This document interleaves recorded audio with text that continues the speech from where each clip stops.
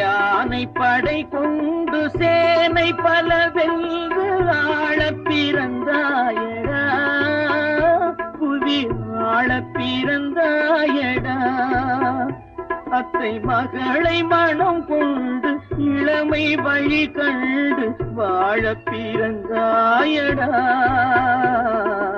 வாழப் பிறந்தாயடா.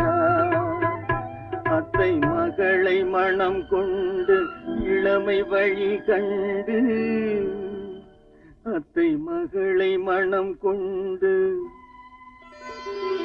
இளமை வழி கண்டு வாழப் பிறந்தாயடா.